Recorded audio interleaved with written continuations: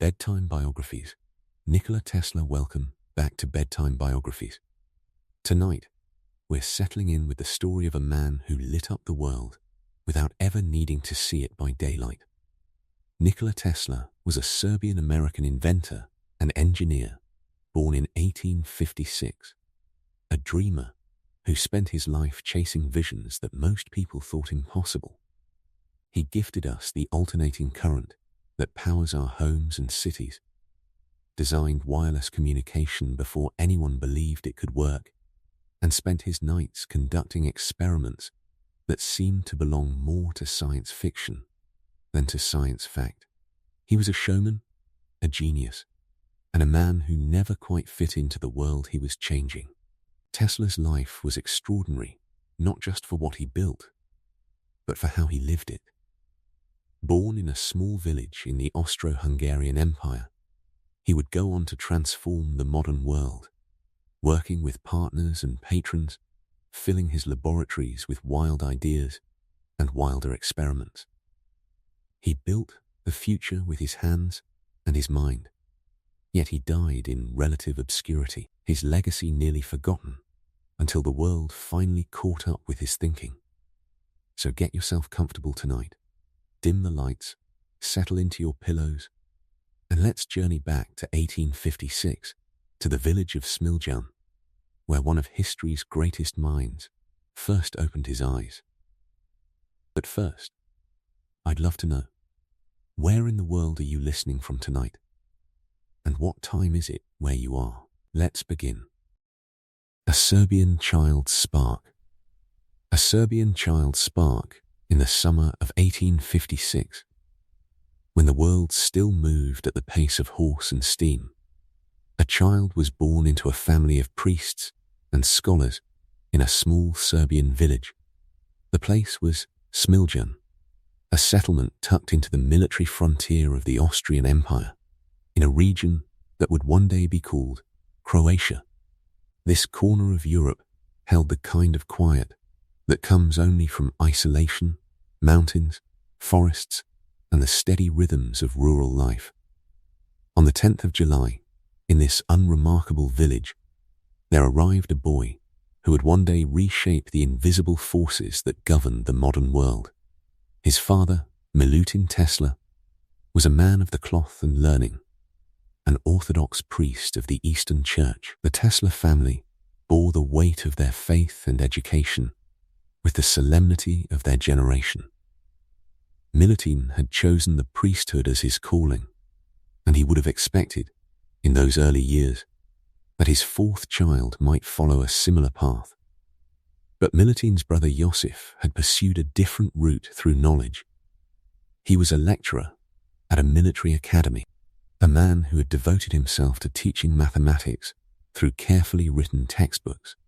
The Tesla household, then, was one that valued both spiritual devotion and intellectual rigor, a combination that would leave its mark on the infant Nikola in ways both visible and invisible.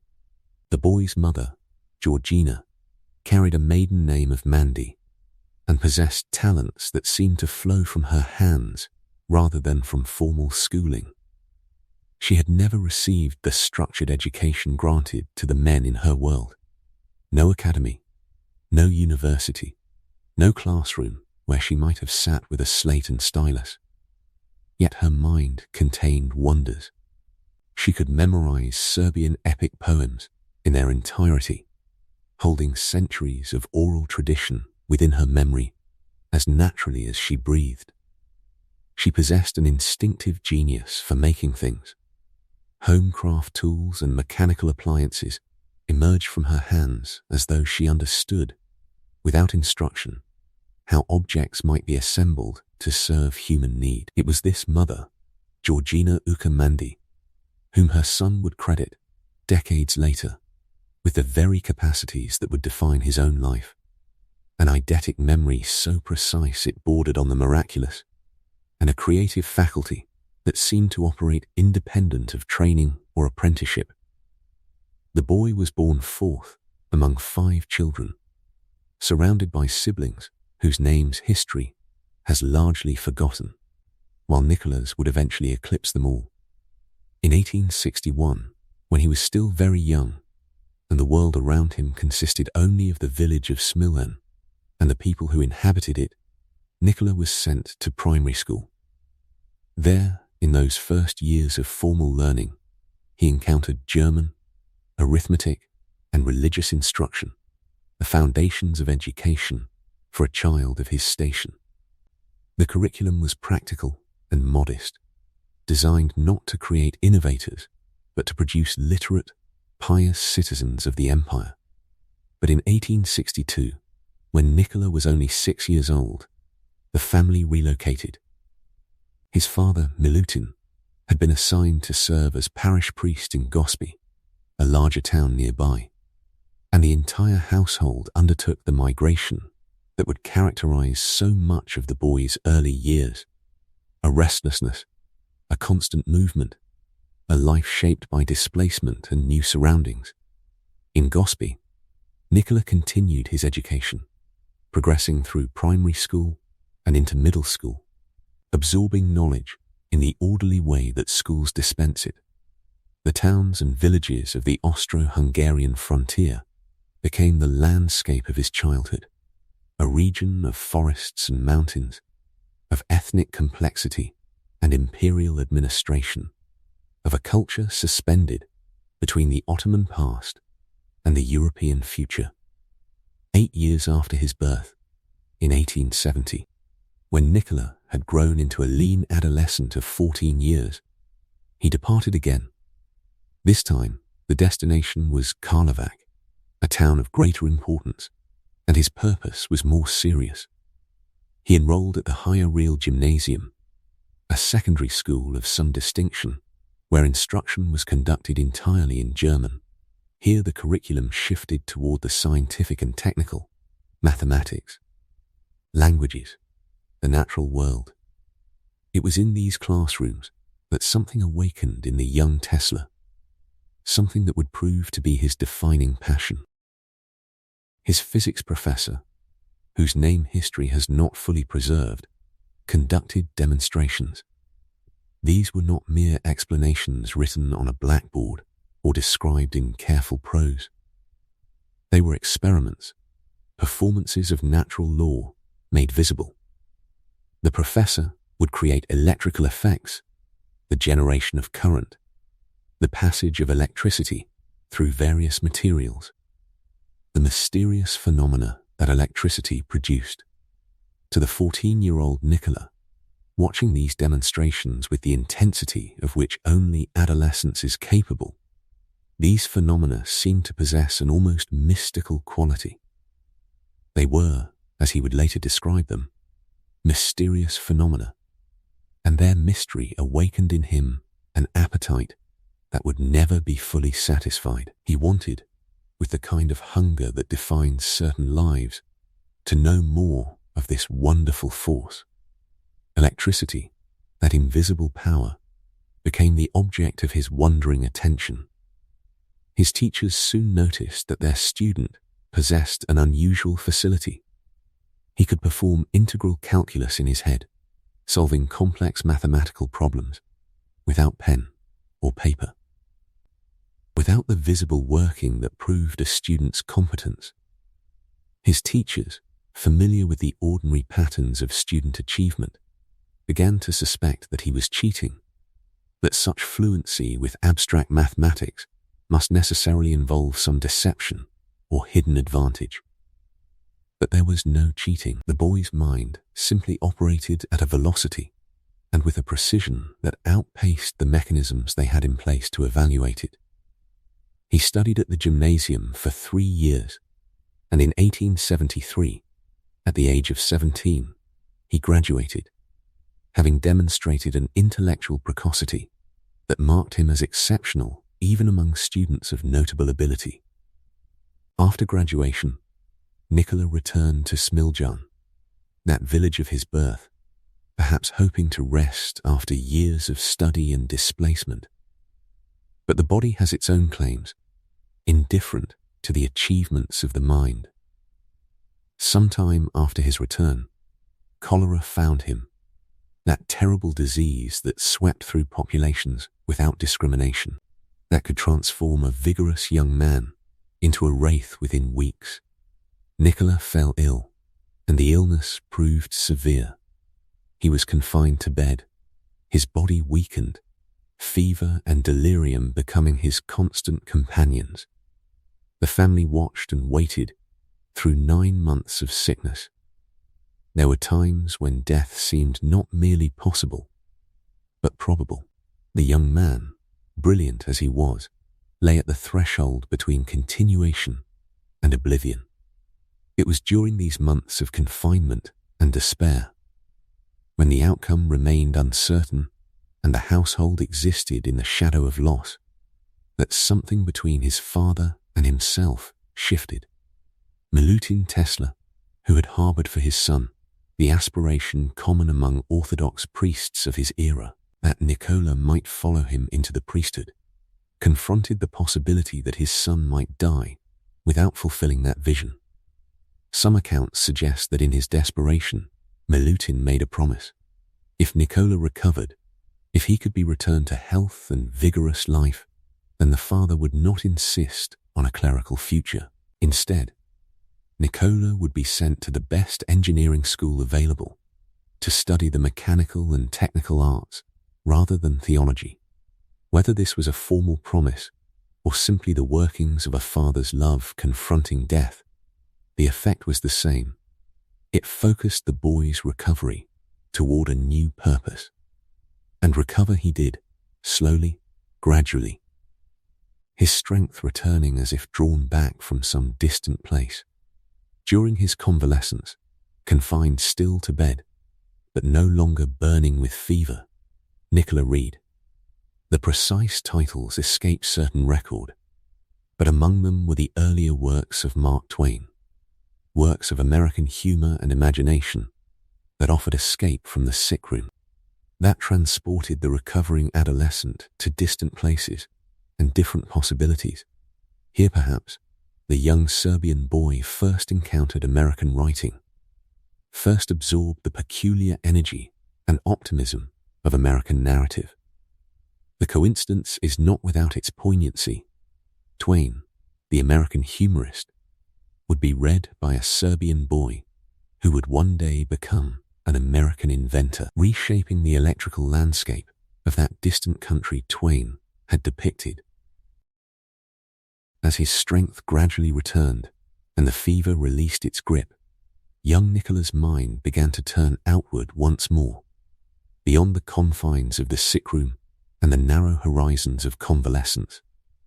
The promise his father had made, or perhaps simply spoken aloud in that moment when a parent's love confronts mortality, took on weight and substance. It became not merely a comfort offered to a suffering child, but a new direction, a path that seemed to align with something stirring within the boy himself.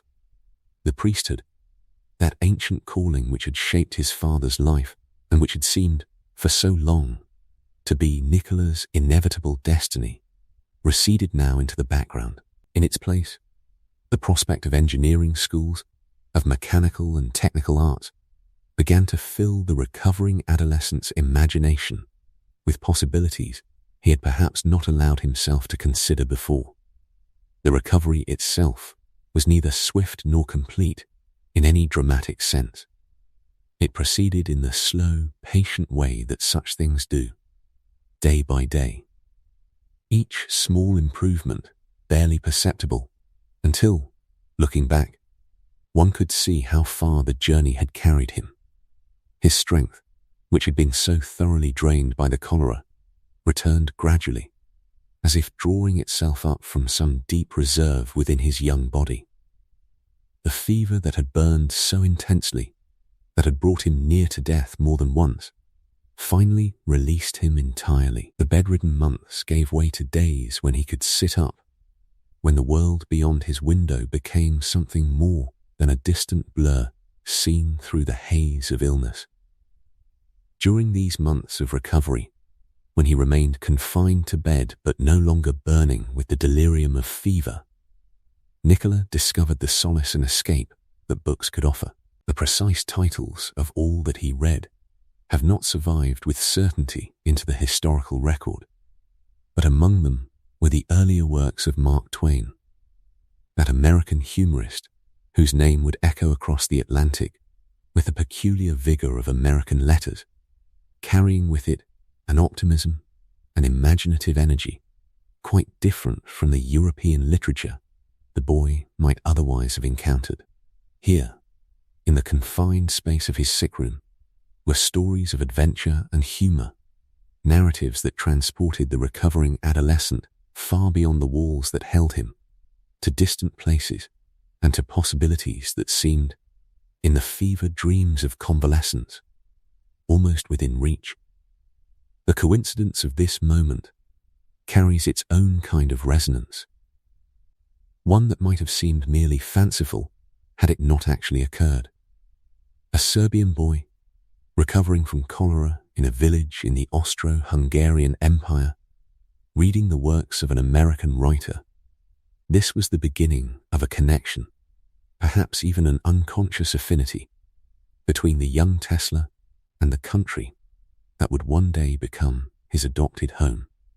Twain depicted America in all its rough energy and forward momentum, in its disregard for the old certainties and its faith in the new and the possible.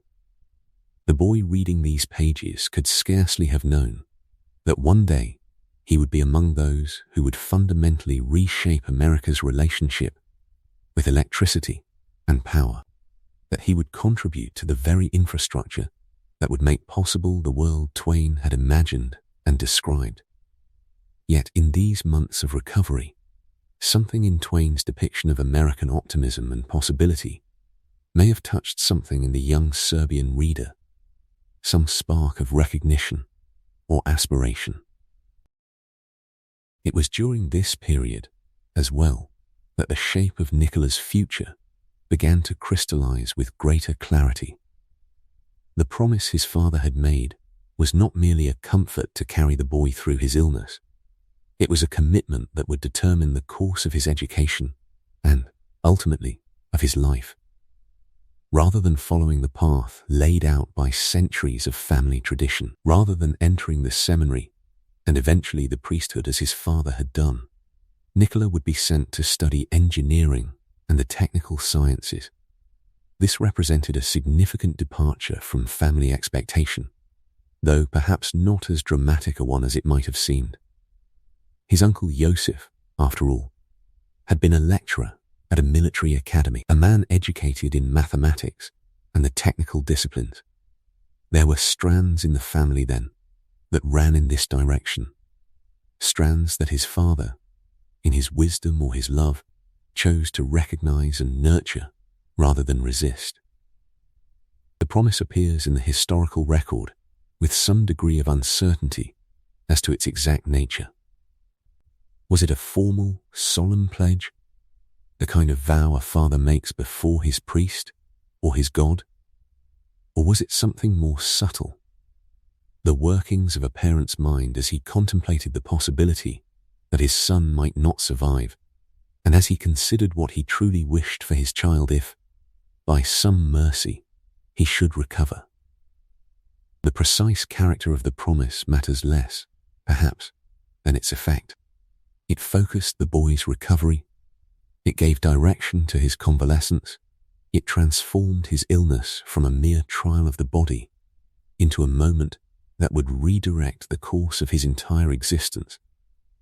As his strength returned, Nikola was no longer a boy recovering from a terrible disease. He was becoming a young man with a purpose, with a destination toward which he could direct his returning energy and intelligence. It was in 1870, the year following this period of illness and recovery, that the next stage of his formal education began. Nikola moved to the town of Karlovac to attend the Higher Real Gymnasium, a school where the instruction was conducted in German, a language with which he would have had some familiarity from his earlier schooling. It was here, in the classes of his physics professor, that something ignited in the young student's mind, a fascination, that would ultimately prove far more powerful and enduring than the pull of family tradition or the comfort of the familiar. His physics professor conducted demonstrations of electrical phenomena, experiments that revealed what the professor called the mysterious forces at work in the natural world. For Nikola, these demonstrations awakened something profound. He later recalled that he had felt driven by them, compelled by an almost irresistible desire to understand this wonderful force, to penetrate the mystery of electricity itself. The wandering student. The wandering student returned. Nikola was no longer a boy recovering from a terrible disease. He was becoming a young man with a purpose, with a destination toward which he could direct his returning energy and intelligence. It was in 1870, the year following this period of illness and recovery, that the next stage of his formal education began. Nikola moved to the town of Karlovac to attend the Higher Real Gymnasium, a school where the instruction was conducted in German, a language with which he would have had some familiarity from his earlier schooling. It was here, in the classes of his physics professor, that something ignited in the young student's mind, a fascination that would ultimately prove far more powerful and enduring than the pull of family tradition or the comfort of the familiar. His physics professor conducted demonstrations of electrical phenomena, experiments that revealed what the professor called the mysterious forces at work in the natural world. For Nikola, these demonstrations awakened something profound. He later recalled that he had felt driven by them, compelled by an almost irresistible desire to understand this wonderful force, to penetrate the mystery of electricity itself. The path forward, however, would not unfold with the directness of a schoolboy's dreams. Life, in its characteristic way, would bend the young man's trajectory through circumstances both mundane and momentous, through choices made and opportunities thrust upon him, through work in cities he had never imagined visiting, under the guidance of men whose names would echo through the coming century. Years would pass in the structured, purposeful world of employment and technical advancement before Tesla would find his footing as an independent inventor. The journey from Karlovac led him eastward and then westward, through Budapest's telephone exchanges and Paris's great industrial expansion, until at last he found himself standing in the teeming streets of America, in a land that was itself building electricity into its very bones. In Budapest, in those early years of his adulthood, Tesla took work as a draftsman in the Central Telegraph Office, a position that demanded precision and an understanding of the systems through which information flowed across vast distances. Within a few months, the Budapest telephone exchange became functional, and Tesla was allocated the chief electrician position, a title that reflected his growing competence and the confidence that his employers had begun to place in him. It was during this period that he demonstrated the quality that would define his career, an instinct for improvement, for taking what was and imagining what might be. He made many improvements to the central station equipment, including an improved telephone repeater or amplifier, a device that could strengthen the faint voices traveling through wires, allowing them to reach farther and speak more clearly to distant ears. But the telegraph office in Budapest, for all its modernity, was not the true frontier. The continent itself was awakening to electricity in a new way, and the currents of opportunity were flowing toward the west. In 1882, a man named Tivadar Pusks, a figure from Tesla's earlier connections, came bearing an offer. There was work in Paris, real work, the kind that would shape the cities and streets of Europe. The Continental Edison Company, that vast industrial enterprise, was seeking capable men to build something unprecedented: the installation of indoor incandescent lighting on a citywide scale, a large-scale electric power utility that would transform the darkness of the urban night. Tesla agreed, and in doing so, he stepped into what was then a brand new industry, one that was still learning its own possibilities.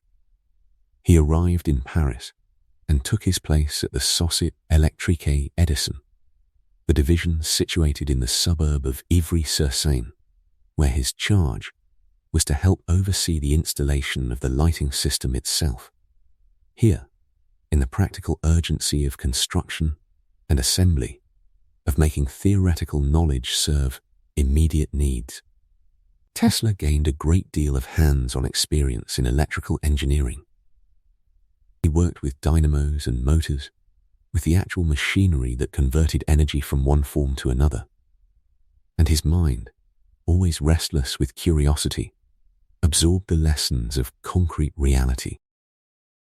The work did not escape the notice of those in positions of authority.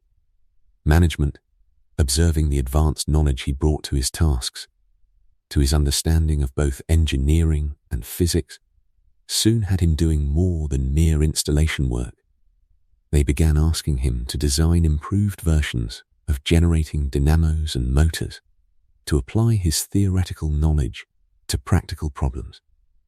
Paris in those years was a city of innovation and light, literally being remade by the electrical current, and Tesla was there in its midst, learning the language of power in its most practical and industrial dialect. But Paris, for all its sophistication and promise, was not to be his final destination. The true frontier of electrical development was shifting westward across the Atlantic to America, where a vast and largely untamed continent was hungry for the illumination that electricity could provide.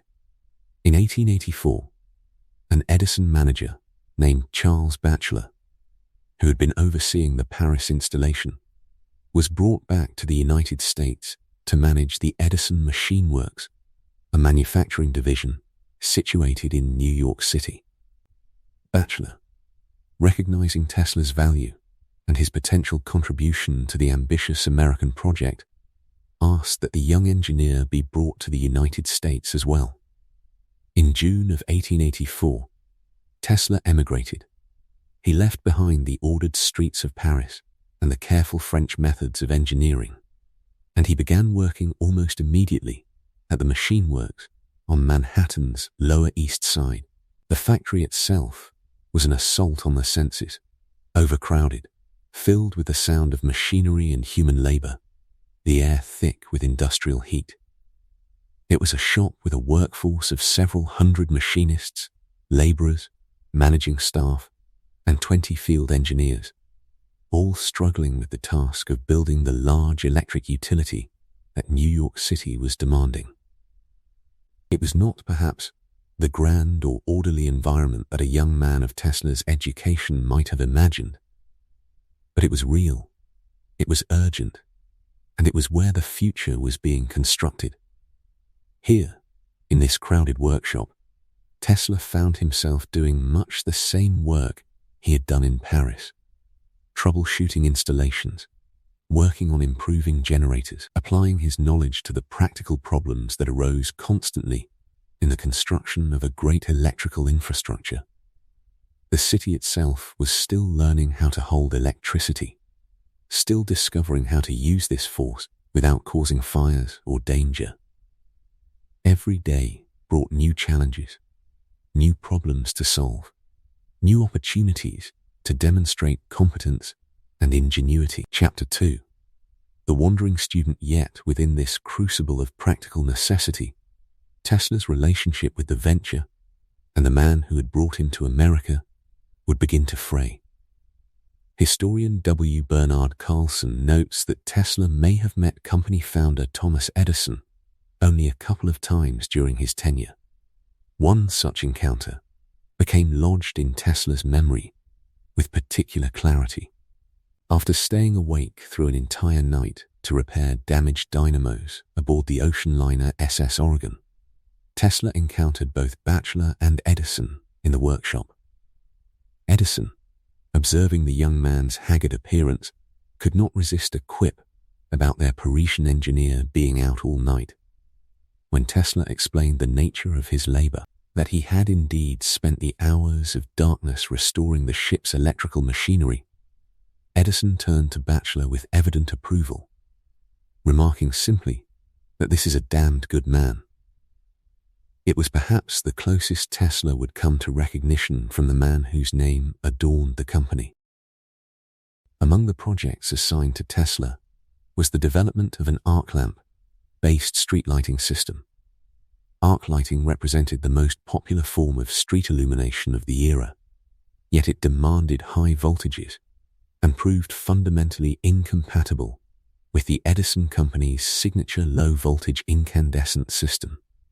This incompatibility had already cost the firm contracts in several cities, a wound that Tesla's ingenuity was meant to heal. He applied himself to the task with characteristic thoroughness, producing designs that might have transformed the company's market position. Yet these designs never proceeded to manufacturing. The causes remained somewhat uncertain, whether technical improvements in incandescent street lighting rendered the arc system obsolete, or whether an installation deal that Edison negotiated with an arc lighting company superseded the need for Tesla's innovations. After 6 months of labor at the machine works, Tesla submitted his resignation. The precise circumstances that prompted his departure remain clouded in uncertainty, though the available evidence suggests financial grievance. It appears likely that Tesla believed himself owed a bonus, either for his work redesigning generators or for the arc lighting system that had been shelved, and that this bonus was not forthcoming.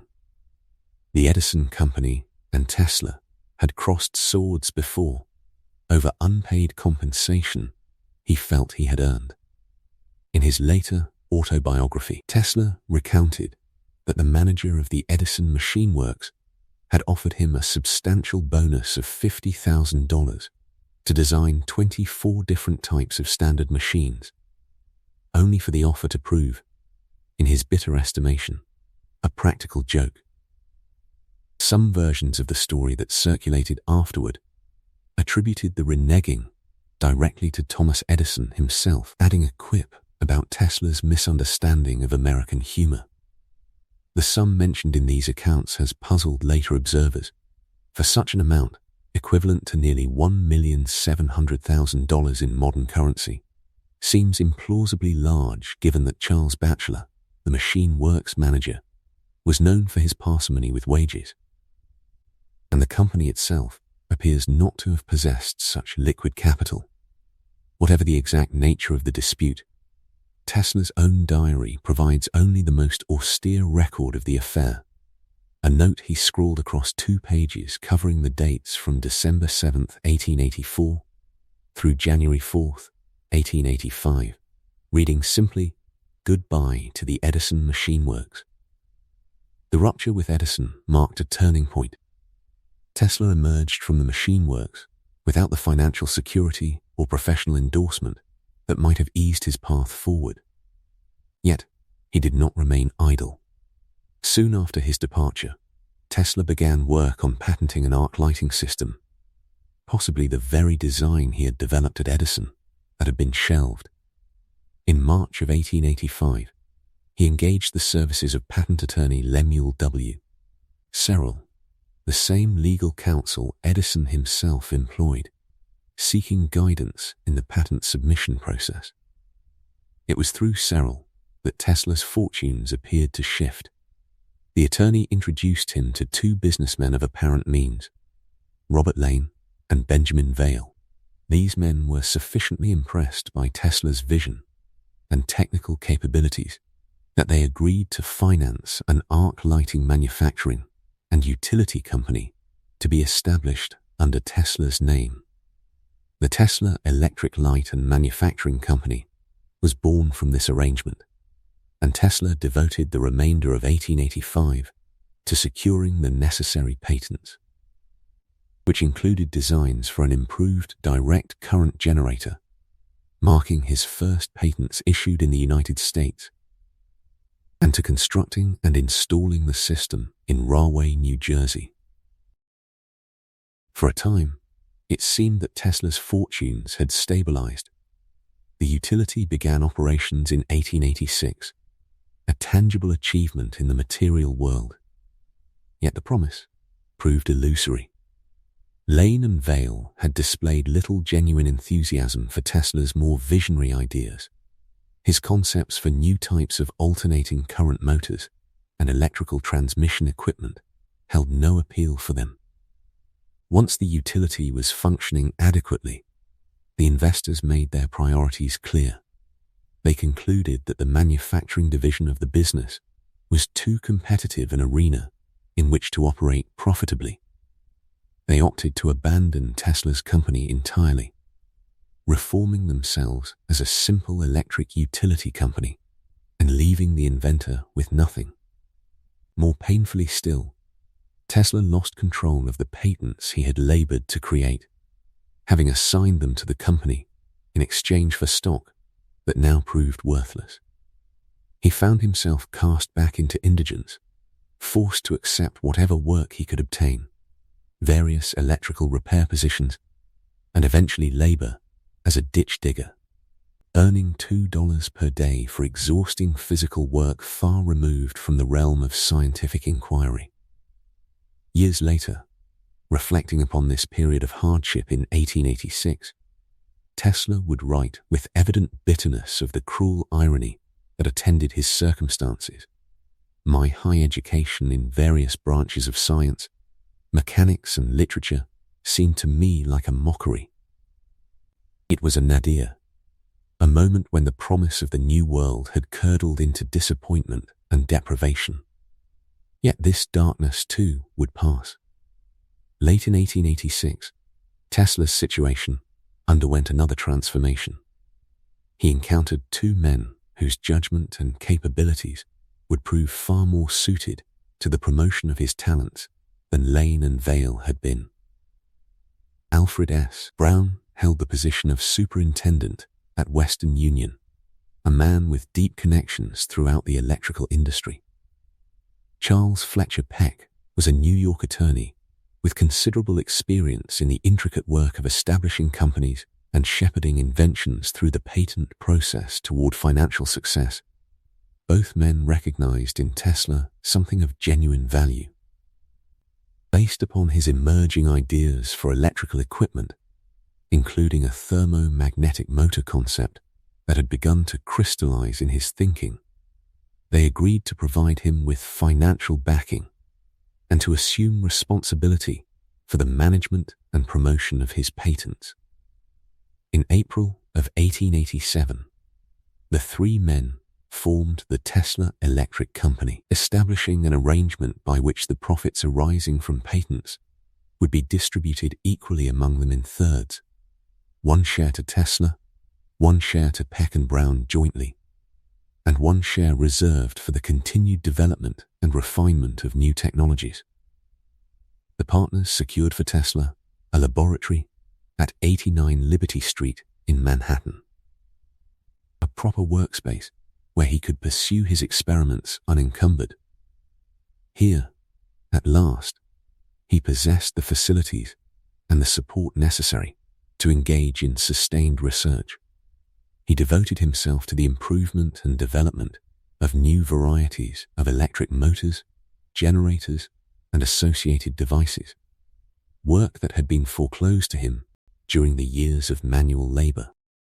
Edison's shadow to independent light. Edison's shadow to independent light, the partnership that crystallized in April of 1887, represented something far more substantial than mere financial arrangement. Tesla, Peck, and Brown had forged an agreement rooted in mutual recognition of possibility. The Tesla Electric Company was established with an elegant simplicity of terms. Each party would receive an equal third of the profits, arising from patents, with a final third reserved for the continuous development of new technologies. It was the sort of structure that allowed vision to meet practicality, and in the humid spring of that year, practical space became available. The three men secured for Tesla a laboratory at 89 Liberty Street in Manhattan, a proper workspace where ideas might finally translate into apparatus, where thought might become mechanism.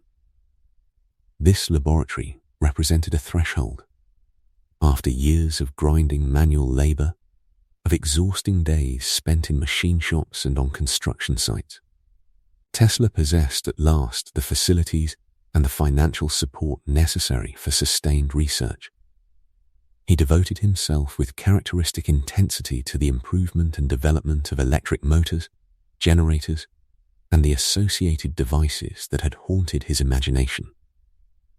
The work foreclosed to him during years of necessity now became his daily occupation. There was in this transition something akin to the relief of awakening from a long sleep into a world suddenly arranged to accommodate one's deepest purposes. Yet within this period of consolidation, the wider world of electrical commerce was moving with restless urgency. Other minds were turning toward the same problems that occupied Tesla's attention. The alternating current motor, that elegant rotation of magnetic fields, was becoming recognized as something of genuine competitive value. It is said that engineers working for the Westinghouse Electric and Manufacturing Company began reporting back to their principal, George Westinghouse himself, concerning the viability of what Tesla had created. The reports were encouraging. Here was something that Westinghouse needed: a practical motor that could operate on alternating current, the very system he was already marketing to an increasingly skeptical public. That Westinghouse was attentive to competitive developments was entirely natural. An Italian physicist named Galileo Ferraris had presented in March of 1888 a paper describing a commutator-less, rotating magnetic field-based induction motor that he had developed in 1885. Westinghouse investigated the possibility of obtaining patent control over Ferraris's design, but concluded that Tesla's patent would probably command the market. It was a calculation made in the clear light of commercial necessity. The American market and the American patent system held advantages that could not be ignored. By May of 1888, Tesla's motor had begun to attract more public and professional attention. It is recorded that physicist William Arnold Anthony conducted tests of the motor, and that Thomas Comerford Martin, editor of Electrical World magazine, arranged for Tesla to demonstrate his alternating current motor on the 16th of May before the American Institute of Electrical Engineers. The demonstration appears to have been persuasive. By July of that same year, a remarkably compressed time frame, Brown & Peck had negotiated a licensing deal with George Westinghouse. The terms were substantial: $60,000 in cash and stock, along with a royalty of $2.50 per alternating current horsepower produced by each motor manufactured. Beyond the licensing arrangement, Westinghouse also hired Tesla directly for 1 year at the considerable monthly fee of $2,000, a sum that would amount to $71,700 in later monetary terms. Tesla was to serve as a consultant at the Westinghouse Electric and Manufacturing Company's Pittsburgh laboratories. The year that followed was one of divided experience. Tesla traveled to Pittsburgh and immersed himself in the practical challenges of creating an alternating current system robust enough to power a city's streetcars. The work was technically demanding, but it was also, records suggest, a frustrating period. Conflicts arose between Tesla and the other Westinghouse engineers over the best methods of implementing alternating current power in the real world. The disagreements were not mere matters of ego or preference. They concerned fundamental questions about how current should flow through copper wire, how frequencies should be matched to mechanical loads, how the theoretical elegance of a system might accommodate itself to the obstinate realities of urban infrastructure. Between them, through discussion and compromise, the engineers settled upon a 60-cycle, alternating current system, a frequency that Tesla had proposed specifically to match the working rate of his own induction motor. This seemed logical, rational, a solution arrived at through careful consideration. Yet when the system was implemented, a troubling discovery emerged. The 60-cycle alternating current system would not function adequately for the streetcars. Tesla's induction motor could operate only at a constant speed, which was precisely the wrong characteristic for vehicles that must accelerate, decelerate, and respond to the varied demands of urban transportation. The elegant solution proved inadequate to its purpose. The engineers were forced to retreat from this approach and instead implement a direct current traction motor for the streetcars, a compromise that undercut the very premise of Westinghouse's long-term strategy. The demonstration of Tesla's induction motor and Westinghouse's subsequent licensing of the patent both occurred in 1888, precisely at a moment of extreme competitive turbulence in the electrical industry. Three great firms, Westinghouse, Edison, and the Thomson-Houston Electric Company, were engaged in a struggle of considerable ferocity. The business itself was capital-intensive.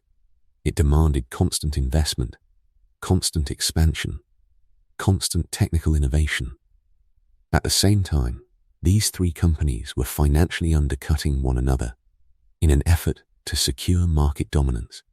There was even underway what came to be called the War of Currents, a propaganda campaign in which Edison Electric claimed that their direct current system was not only superior, but safer than the Westinghouse alternating current system. The Thomson-Houston Electric Company sometimes sided with Edison in these public contentions, lending weight to claims about the dangers of alternating current.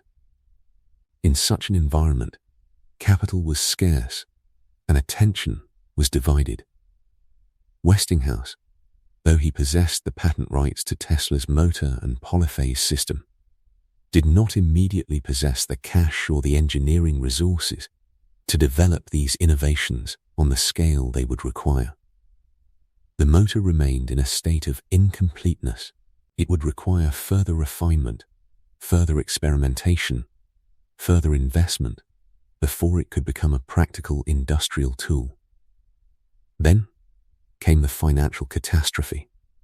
2 years after signing the contract with Tesla, in 1890, a banking crisis rippled across the Atlantic. The near collapse of Barings Bank in London triggered the financial panic of 1890, that sudden contraction of credit that sent shockwaves through American financial institutions. Investors, seized by fear, called in their loans to Westinghouse Electric. The company suddenly faced a severe shortage of cash. To meet these demands, Westinghouse was forced to refinance its debts. The new lenders, bankers now holding leverage over the company, demanded harsh reductions in what they regarded as excessive spending. The electrical behavior of the air and ground at high altitude would prove instrumental in shaping his later theoretical work on wireless power transmission.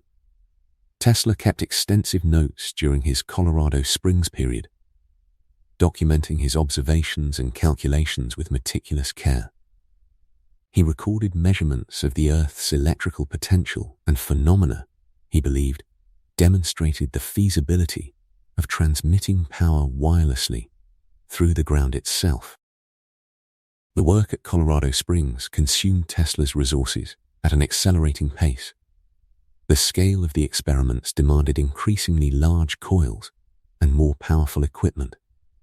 Tesla became convinced that he had discovered something fundamental about the Earth's capacity to conduct electrical energy, and this conviction drove him to pursue even more ambitious demonstrations. He began to envision a global system of wireless power transmission that would render conventional electrical distribution networks obsolete. The theoretical possibilities seemed limitless to him, even as practical obstacles accumulated. After leaving Colorado Springs in 1900, Tesla returned to New York with his notebooks filled with data and sketches. The financial backing from Astor had been substantial, but the experiments had consumed most of it. Nevertheless, Tesla was energized by what he believed he had learned. He began to develop plans for what he would later call his World Wireless System, a grandiose scheme that would involve the construction of massive transmitting stations at strategic locations around the globe. The practical implementation of this vision required capital on an unprecedented scale. Tesla sought funding from various sources, presenting his ideas to potential investors and industrialists. He corresponded with prominent financiers, outlining the revolutionary implications of wireless power transmission. In these communications, Tesla demonstrated the messianic fervor that increasingly characterized his thinking. He spoke of transforming human civilization through the liberation of electrical energy from the constraints of wires and cables. The prospect of bringing unlimited power to every corner of the earth seemed to him not merely a technical achievement, but a moral imperative. In 1901, Tesla found a wealthy backer in J. Pierpont Morgan, the most powerful financier in America. Morgan agreed to fund the construction of a large transmitting station on Long Island, New York. Tesla envisioned this facility as the prototype for a global network. With Morgan's backing, construction began on what would become known as Wardenclyffe Tower, named after the property on which it was built. The tower itself was an imposing structure, rising more than 200 feet into the air. Tesla designed it to house enormous coils and electrical equipment capable of generating and transmitting power on an unprecedented scale. The construction of Wardenclyffe proceeded through the early years of the 20th century. But the project consumed money at a rate that alarmed even the wealthy Morgan. As costs mounted and the timeline for completion extended, Tesla found himself in increasingly difficult financial straits. He had invested his own resources into the venture and had taken on debts in the hope that the project would reach completion and vindicate his theories. The pressure of managing the construction while also conducting experiments and maintaining his reputation took a toll. Tesla's relationship with Morgan began to deteriorate as the project faced delays and cost overruns. The financier, accustomed to receiving clear progress reports and seeing tangible results for his investment, grew skeptical of Tesla's assurances that the system would work. By 1902, Morgan was reducing his financial support and becoming increasingly reluctant to provide additional funds. Tesla found himself caught between the demands of completing the tower and the dwindling resources at his disposal. The broader industrial context did not favor Tesla's wireless power vision.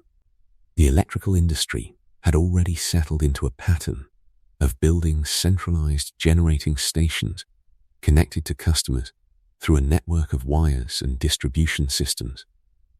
This conventional approach, while less elegant than Tesla's theoretical vision, was practical and profitable for established companies.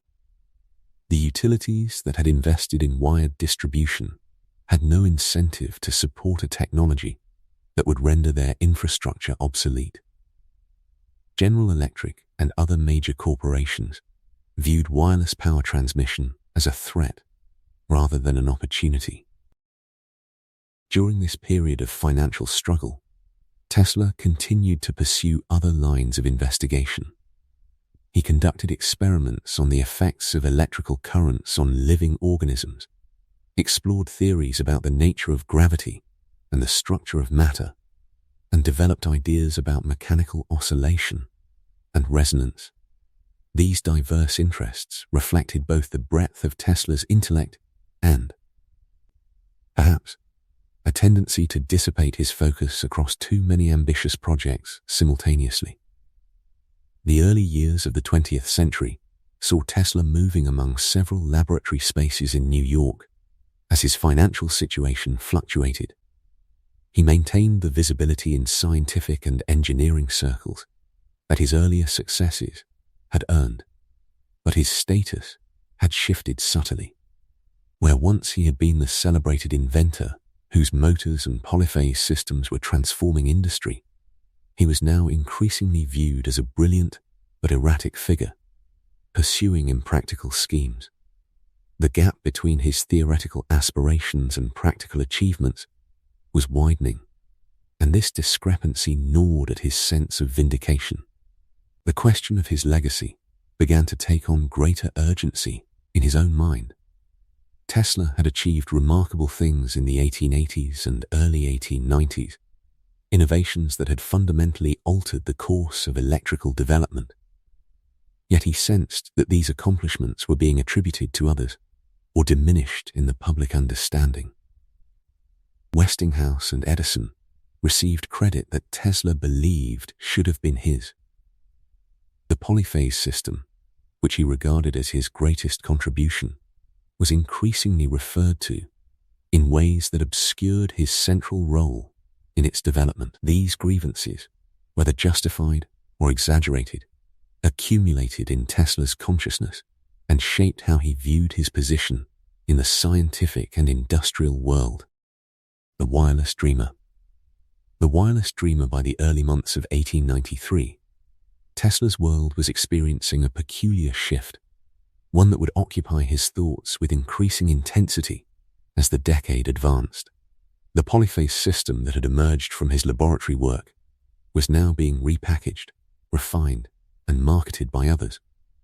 At Westinghouse Electric, engineers named Charles F. Scott and Benjamin G. Lamy had taken his foundational designs and made them commercially viable. Lamy, in particular, had discovered something that would prove crucial to the system's acceptance: a rotary converter that could make the polyphase system compatible with the older single-phase alternating current and direct current installations that already existed throughout America. This compatibility was not a minor technical achievement. It was, in many ways, the bridge that would allow Tesla's vision to become universal. Yet it was a bridge built by other hands, even as the company began to label their offering as the Tesla polyphase system, a gesture that seemed simultaneously to honor his contribution and to obscure the precise nature of what he had created and what others had engineered. It was in this context that an invitation arrived from Westinghouse Electric. The company was preparing an enormous exhibit for the World's Columbian Exposition in Chicago, scheduled to open in the spring of 1893. The fair itself was a monument to American ambition and technological progress, and Westinghouse had won a significant contract. They would light the entire exposition with alternating current. This was not merely a commercial victory, though it certainly was that. It represented something far more profound, a public vindication of the ACT system itself, a demonstration to millions of Americans that the alternating current they had been taught to fear was actually safe, reliable, and efficient. The company wanted Tesla to be part of this triumph. More than that, they wanted him to be visible, present, demonstrating his work to the crowds who would stream through the electricity building during the fair's 6-month run. Tesla accepted the invitation, and in the spring of 1893, he traveled to Chicago to attend the International Electrical Congress and to oversee the Westinghouse exhibit. For 1 week during the exposition's lengthy run, he was there in person, the inventor himself, not merely his work, but his physical presence lending weight and authority to what was being displayed.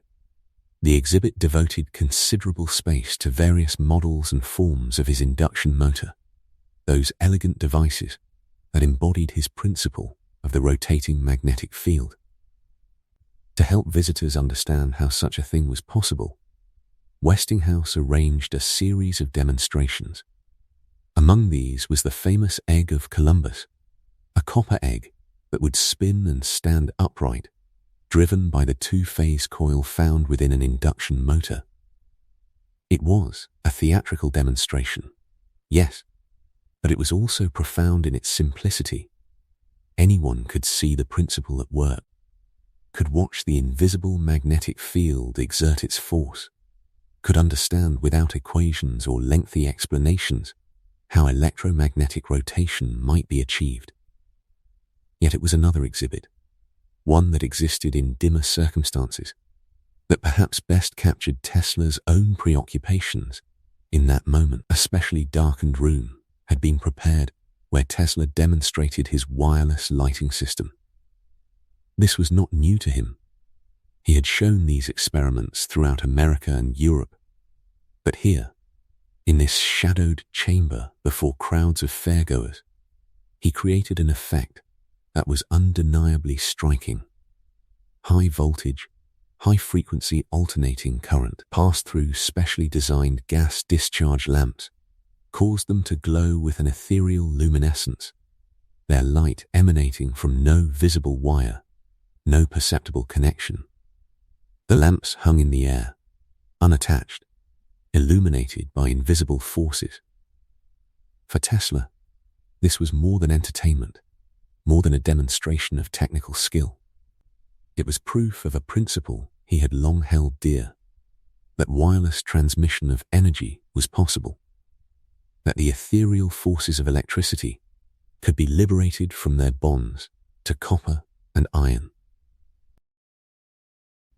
During his presentation at the International Electrical Congress, held in the Columbian Exposition's Agricultural Hall, Tesla unveiled another device, one that he had patented that very year. It was a steam-powered reciprocating electricity generator, a machine that embodied his conviction that there were better ways to produce alternating current than the traditional steam engine coupled to a rotating generator.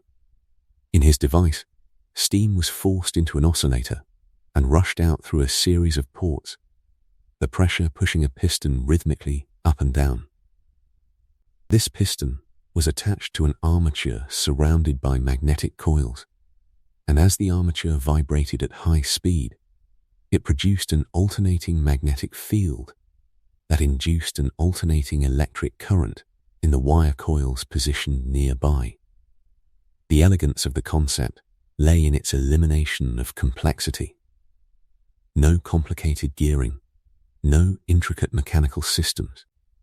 Yet the machine never found practical acceptance. Engineers and manufacturers, it seemed, preferred the familiar mechanics of traditional generators, even with their complications, to Tesla's streamlined alternative.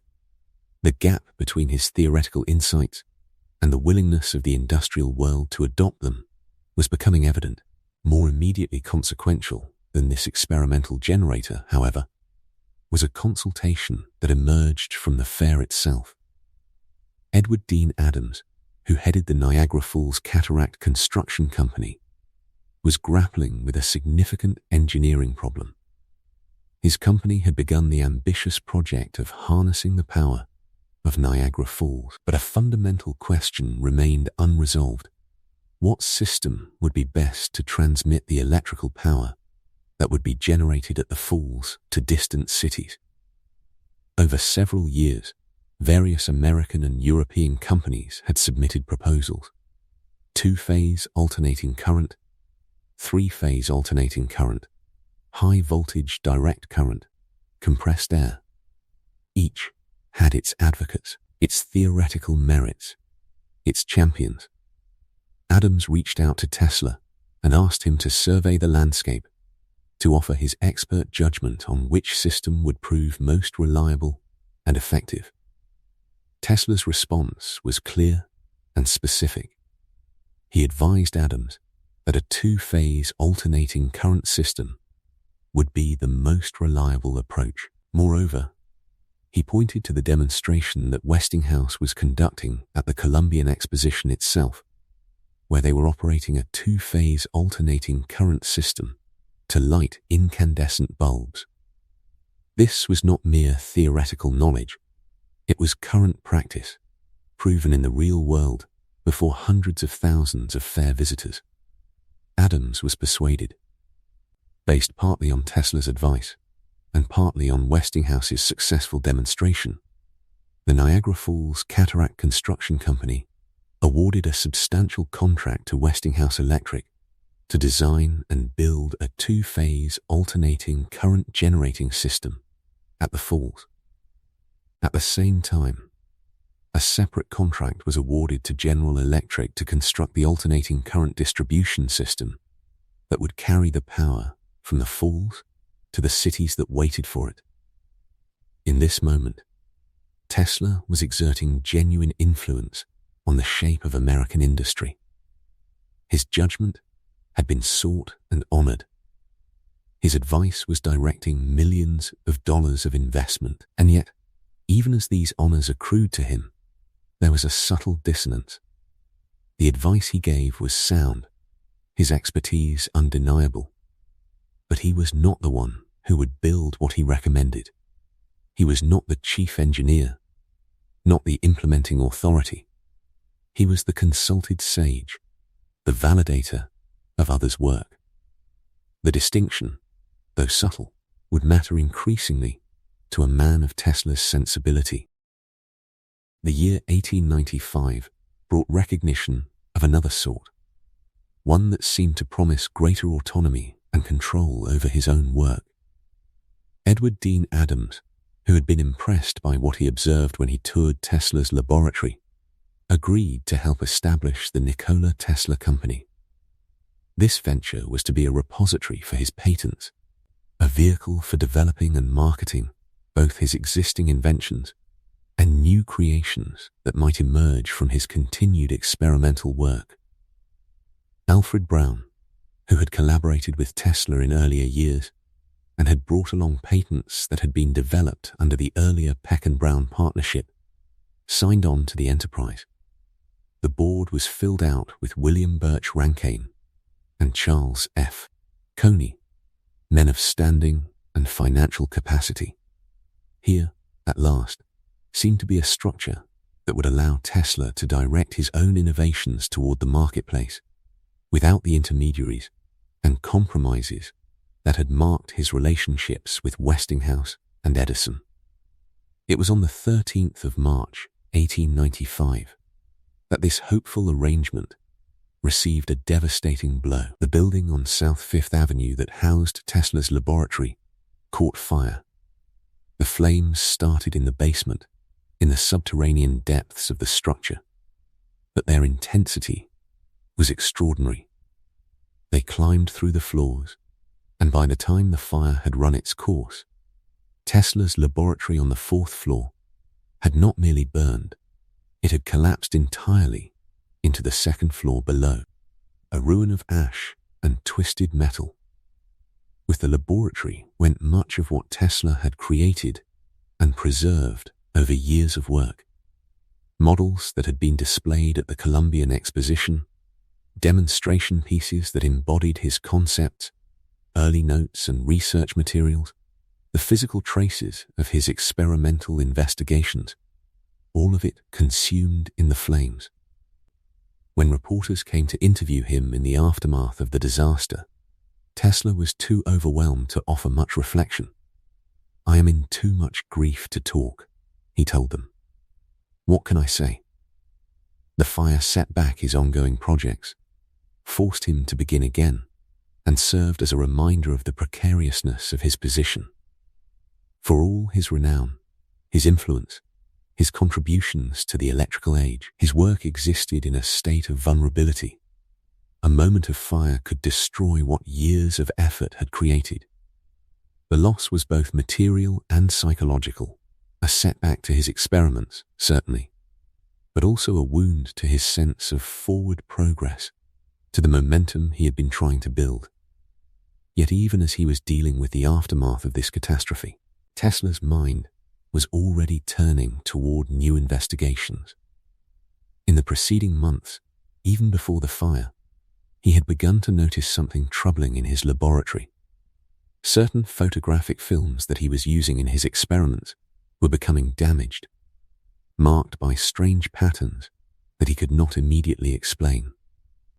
He would later understand that what he was witnessing was the effect of what others would call Roentgen rays, or, in the terminology that would eventually prevail, X-rays.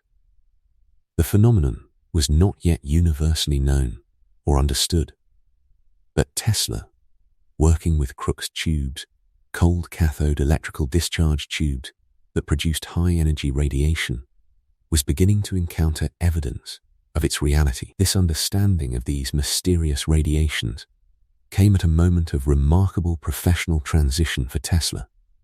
Even as he processed the emotional and practical devastation of the fire, his world was undergoing transformation in other directions. The very year of the South Fifth Avenue disaster, 1895, marked the beginning of a new chapter in his relationship with the business world, one that would bring both opportunity and constraint. Edward Dean Adams, a man of considerable influence in American industrial circles, had been following Tesla's work with keen attention. Adams headed the Niagara Falls Cataract Construction Company, an organization tasked with solving one of the era's most pressing technical challenges: how to harness the immense power of Niagara Falls and transmit it across distances to the cities and industries that needed it. The problem was not merely one of engineering elegance, but of pragmatic necessity. Several competing systems had been proposed: 2-phase alternating current, 3-phase alternating current, high-voltage direct current, and even compressed air. Each had its proponents, and the stakes involved millions of dollars and the shaping of America's electrical future. It was in 1893 that Adams first sought Tesla's counsel on this matter. The consultation was not casual. Adams wanted information about the state of all these competing systems, and he wanted it from the man whose name was increasingly synonymous with electrical innovation. Tesla's response was characteristically confident. He advised Adams that a 2-phase system would prove most reliable, and he pointed to a Westinghouse system that could operate incandescent bulbs using 2-phase alternating current. This was not merely theoretical recommendation. It was backed by the demonstration that Westinghouse Electric had mounted at the World's Columbian Exposition in Chicago just months earlier. That 1893 exposition had been a pivotal moment for Tesla, though not in the way the public might have imagined. Westinghouse Electric, having secured a contract to light the entire fair with alternating current, had devoted substantial space in the electricity building to demonstrating the superiority and safety of ACK power over its rivals. The company had branded their system explicitly as the Tesla polyphase system, capitalizing on his intellectual contributions and his growing reputation. For Tesla, the fair offered both validation and platform. He traveled to Chicago to attend the International Electrical Congress, spending a week amid the 6-month run of the exposition, conducting demonstrations at the Westinghouse exhibit that drew considerable attention. Among the demonstrations was a specially darkened room where Tesla displayed his wireless lighting system, that elegant proof of concept that had captivated audiences throughout America and Europe. High voltage, high frequency alternating current caused wireless gas discharge lamps to glow without any visible wires connecting them. The phenomenon seemed almost magical to observers, a glimpse of a future where electricity moved invisibly through space itself. There was also the famous Egg of Columbus demonstration, where the rotating magnetic field generated by the two-phase coil in an induction motor caused a copper egg to spin and stand mysteriously on end, a visualization of invisible forces made tangible. Yet perhaps most revealing was Tesla's presentation during the International Electrical Congress itself. In the Agriculture Hall, he introduced a device that he had patented that very year, a steam-powered reciprocating electricity generator that he believed represented an improvement over conventional methods of generating alternating current. Steam would be forced into the oscillator and rushed out through a series of ports, pushing a piston up and down in rhythmic motion.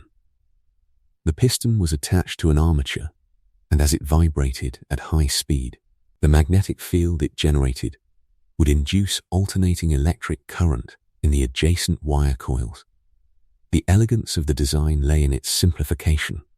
It did away with the complicated parts of a traditional steam engine coupled to a generator. Yet despite Tesla's confidence in this innovation, it would ultimately find no practical application. The engineering world, for all its appreciation of Tesla's ingenuity, would continue along its established path. The Niagara Falls decision proved far more consequential. Based on Tesla's advice and Westinghouse's demonstration at the Columbian Exposition, the Cataract Construction Company awarded the contract to Westinghouse Electric for building a two-phase ACK generating system at the Falls. A complementary contract went to General Electric for constructing the ACK distribution system. With this decision, Tesla's theories were not merely being vindicated, they were being implemented at the grandest possible scale, powering one of nature's great wonders and distributing that power across hundreds of miles. The victory was not absolute. It was shared among multiple companies and technologies, but it represented a decisive moment in the triumph of alternating current. And Tesla's fingerprints were unmistakably upon it. This success, coupled with Adams's evident confidence in Tesla's judgment, led to another initiative. In 1895, Adams agreed to help establish the Nikola Tesla Company, a venture specifically designed to fund, develop, and market a diverse portfolio of Tesla's patents and inventions, both those already developed and those still to come. Alfred Brown signed on, bringing with him patents that had been developed under the earlier Peck and Brown partnership. The board was completed by William Birch Rankine and Charles F. Coney. Here, finally, was the kind of institutional backing that could translate Tesla's vision into sustained development and commercial deployment. Yet the promise of this new company was immediately shadowed by catastrophe. On March 13, 1895, less than 2 months after the company was established, the South Fifth Avenue building that housed Tesla's laboratory caught fire. The blaze began in the basement, but spread with terrible intensity. By the time firefighters brought it under control, Tesla's 4th-floor laboratory had burned completely and collapsed into the 2nd floor beneath it. The loss was staggering in its scope. Years of ongoing projects were devastated. Collections of early notes and research materials disappeared in the flames. Models and demonstration pieces, many of which had been exhibited at the world's Columbian Exposition and represented irreplaceable records of Tesla's creative process, were reduced to ash and rubble. Equipment that could not be quickly replaced was destroyed. When a reporter from the New York Times sought Tesla's comment on the disaster, the inventor was almost unable to speak. "I am in too much grief to talk," he said. "What can I say?" The question was not merely rhetorical. The fire had destroyed not just physical objects, but months and perhaps years of future possibilities. Every experimental setup would need to be reconstructed. Every investigation in progress had been arrested. The momentum he had been building with Westinghouse's support and Adams's backing, had been sharply interrupted. Yet Tesla, even in his profound distress, possessed a resilience that seemed almost stubborn. Within months, the company that had been formed to support his work would be instrumental in helping him recover and move forward. It was in the immediate aftermath of this period, even as he was rebuilding his laboratory capabilities and reassessing his position, that Tesla began systematic investigations into phenomena that most of the scientific world had not yet recognized or named.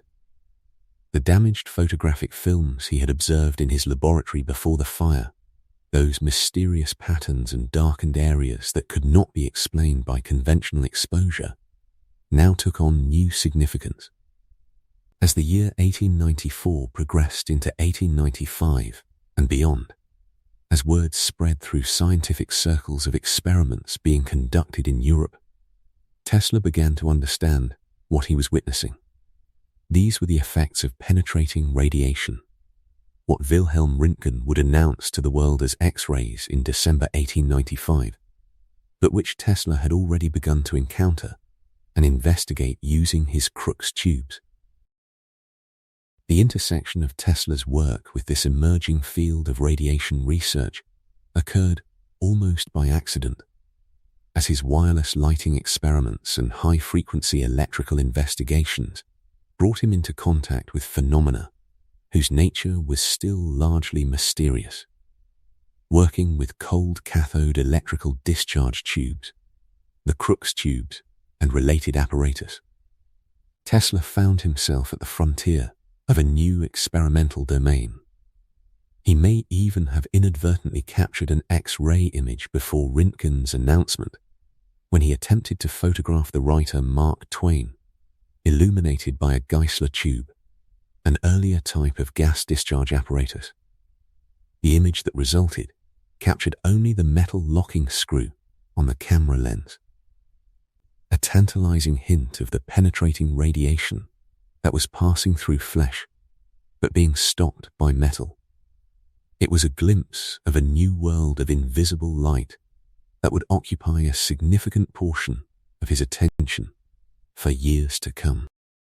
Years of Fading Fortune. Chapter 5. Years of Fading Fortune. The great energies that had consumed Tesla's earlier decades did not diminish so much as they fragmented, scattering across an increasingly bewildering landscape of projects, schemes, and visions that would consume the remainder of his life with a peculiar intensity, even as the practical results grew ever more elusive. The man who had once commanded vast laboratories and the attention of the world's most prominent financiers found himself, by the turn of the 20th century, still brilliant, but increasingly adrift in the currents of shifting fortune. The wireless transmission of power, that grand obsession which had animated so much of his work at Houston Street, remained the central preoccupation. But it was an ambition that would prove as difficult to realize as it was compelling to contemplate. Tesla had come to certain conclusions about the limitations of the wireless theories that occupied so many of his contemporaries. He had studied, in those earlier years, the work on radio waves that engaged other researchers, most notably Heinrich Hertz. Yet he had arrived at the conviction that much of what was being claimed about radio waves was, in his estimation, fundamentally flawed. More troubling still, even if the theoretical frameworks were correct, they seemed to him almost useless for his true purposes. This invisible light, as he termed it, would dissipate across distance just as any other form of radiation diminished with the square of that distance. Worse still, it traveled in straight lines outward into the void of space, becoming what he described, with a certain melancholy resignation, as hopelessly lost. Instead, Tesla had arrived at a different conception entirely. Why not conduct electricity itself across great distances, through the very medium that surrounded us, through the Earth itself, or through the atmosphere that cloaked the planet? This was a notion that seized his imagination with the force of revelation. To test this idea, he began to work on a series of experiments in his laboratory on East Houston Street, constructing a large resonance transformer magnifying transmitter that would allow him to probe the conductive nature of the terrestrial and atmospheric medium. The scale of these experiments, however, was constrained by the limitations of his New York setting. He needed space, he needed altitude, he needed the freedom to operate at scales that the city could not accommodate. It was in 1899, therefore, that Tesla made the decision to relocate his experimental work to Colorado Springs, a location elevated in both geography and isolation. There, at high altitude where the air itself became thin and strange in its electrical properties, he could operate much larger coils than any he had possessed in his Manhattan laboratory. The El Paso Electric Light Company, moved perhaps by confidence in his vision, or perhaps by a recognition of the value of his name, agreed to supply alternating current to his experimental station at no cost. Yet even this generous arrangement required capital, required the backing of investors willing to believe in the plausibility of his grand scheme. It was at this juncture that Tesla approached John Jacob Astor IV, a man of vast wealth and, crucially, a man of imagination. Tesla succeeded in convincing Astor to invest $100,000 in the Nikola Tesla company, a sum that translated into a controlling share, a majority stake that gave Astor ownership of the enterprise.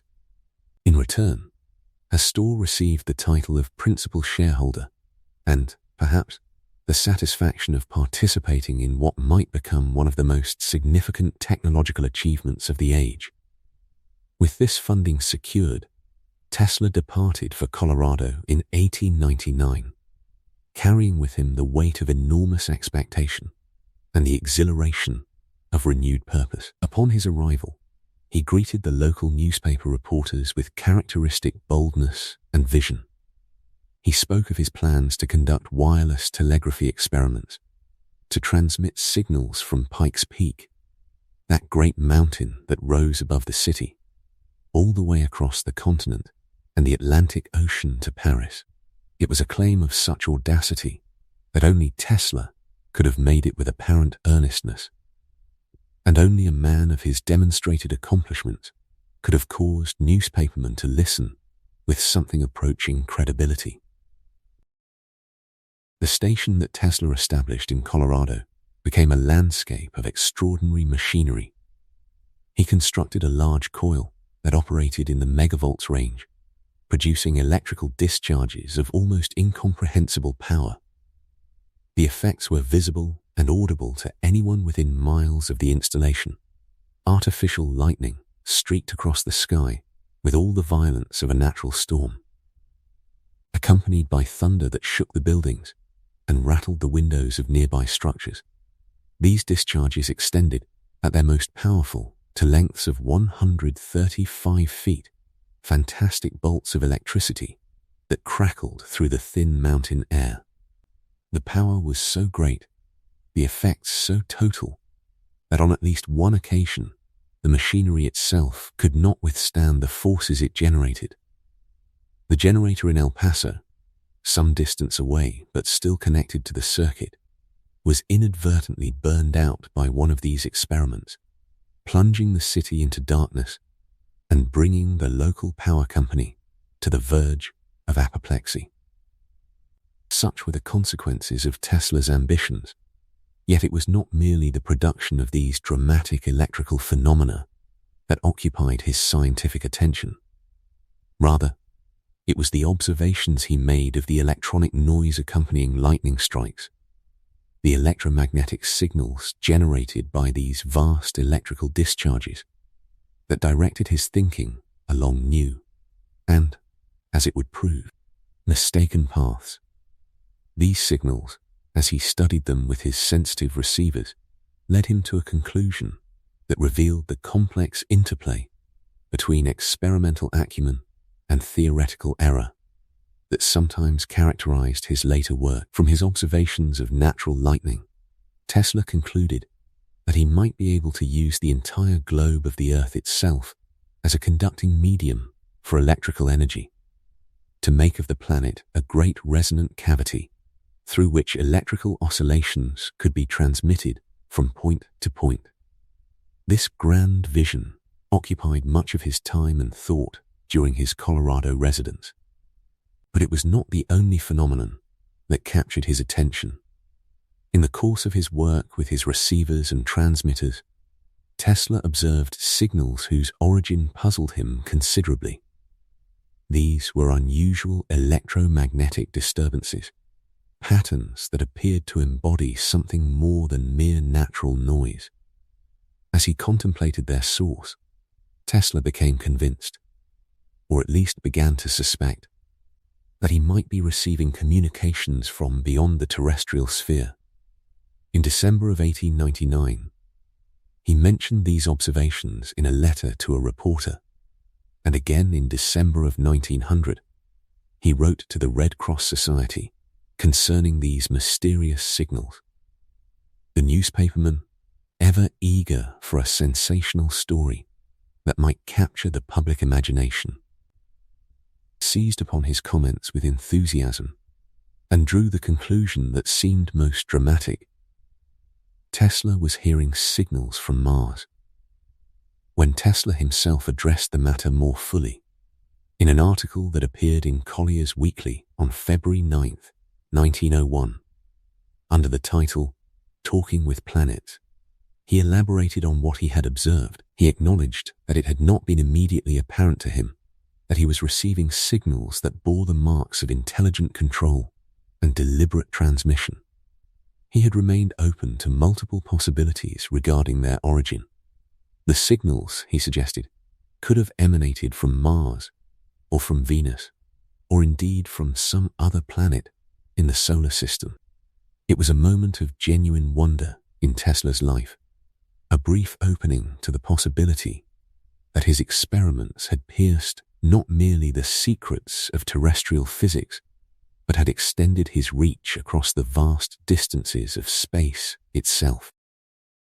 The Century magazine, recognizing both the scientific and popular interest in Tesla's work, had arranged for an article to appear in its pages, something more comprehensive than a newspaper report or a sensational magazine piece.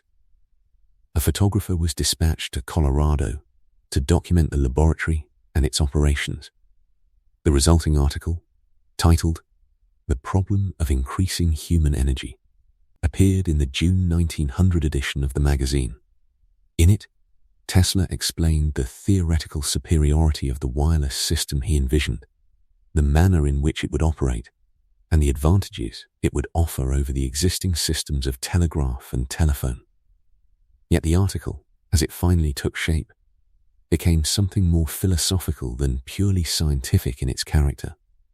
It was, in many respects, a lengthy meditation on energy, human progress, and the future of civilization, a treatise that was intellectually engaging, but which did not necessarily clarify for the reader the precise technical details of his wireless transmission apparatus.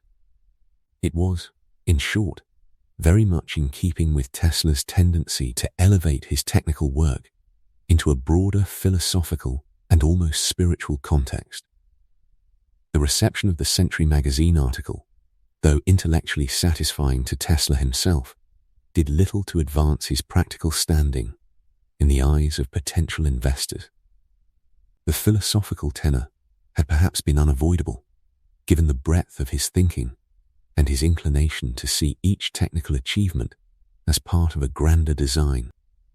Yet this very quality that made him a compelling thinker, his ability to weave together observation and speculation into grand theoretical frameworks, increasingly worked against him in the world of commerce and practical development. Investors, particularly those of Wall Street, desired clarity and certainty. Tesla offered visions and promises that, however eloquently expressed, remained tantalizingly out of reach. It was from Colorado Springs that Tesla conceived his most ambitious undertaking yet, the Wardenclyffe Tower.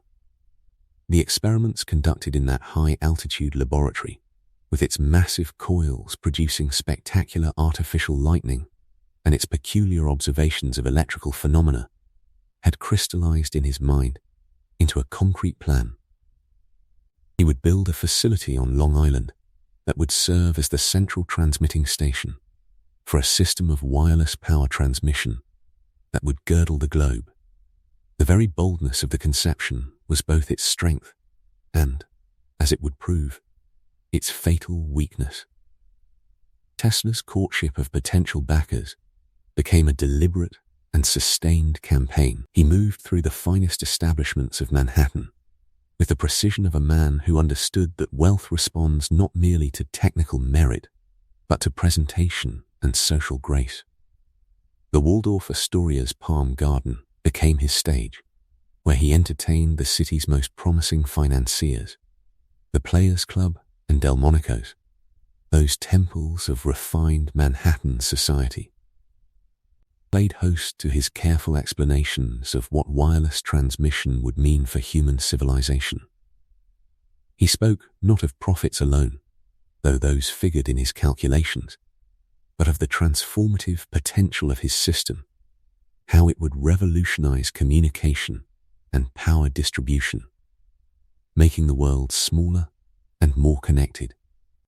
In March of 1901, these efforts bore fruit of the most significant kind. J.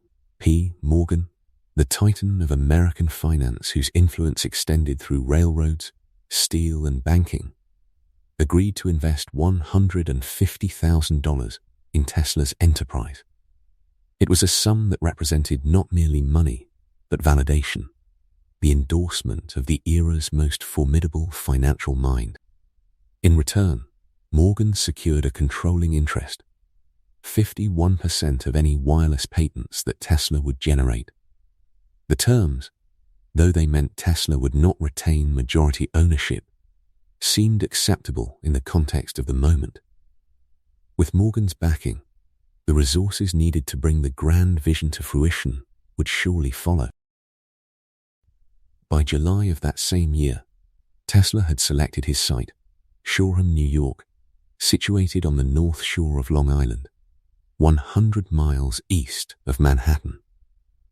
It was a location chosen with care, far enough from the city to allow for the construction of large structures and the safe operation of powerful electrical apparatus, yet connected by rail and road to the city, where capital and supplies could be obtained.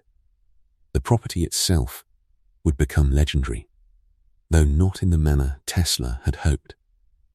Here, on Long Island's green and relatively undeveloped reaches, he would attempt to build a monument to his vision, a transmitting station that would broadcast wireless power across continents and oceans.